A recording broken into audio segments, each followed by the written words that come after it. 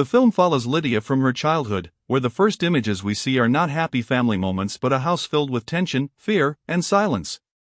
Her father is controlling and abusive, and her mother feels distant and trapped in her own sadness. As a young girl, Lidia learns to survive by disconnecting from her own body, as if she is watching her life from underwater. Swimming becomes her escape. In the pool, everything is quiet and weightless, and she feels free in a way she never does at home. The water becomes more than a sport, it becomes the only place where she can breathe without fear.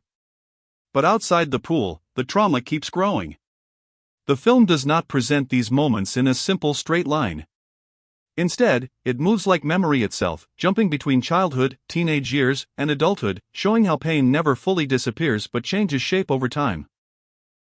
As Lidia grows older, she carries the scars of her past into relationships, into her understanding of love, and into the way she sees herself, and you can feel how every decision she makes is influenced by what happened to her long ago.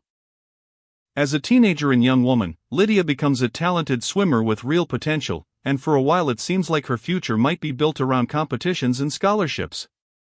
The water scenes are powerful because they show her strength, discipline, and determination, almost as if she is rewriting her story stroke by stroke. But the trauma she carries inside does not simply fade away.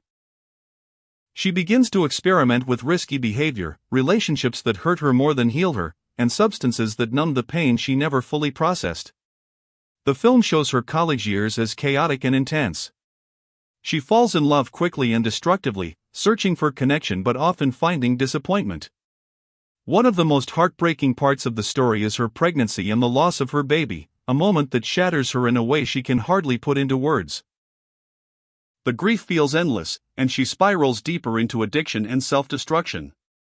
Yet even in these dark chapters, the film never treats her as weak. Instead, it shows her as someone constantly fighting to survive, even when she makes choices that hurt her.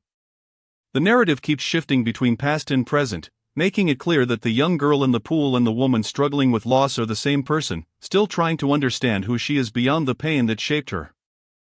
As the story moves forward, we see Lidia reaching a turning point. After years of drifting through addiction and unstable relationships, she begins to confront her past more directly. The film portrays her entry into writing classes and academic spaces as something almost accidental at first, but slowly it becomes a lifeline. Through literature and storytelling, she starts to give language to the things that once felt unspeakable. She meets people who challenge her to look at her life not just as a series of wounds but as material for art. This is not shown as a magical transformation. Recovery is messy, and she relapses, doubts herself, and questions whether she deserves a better life. But little by little, she builds discipline in writing the same way she once built discipline in swimming. The water that once saved her physically is replaced by words that begin to save her emotionally.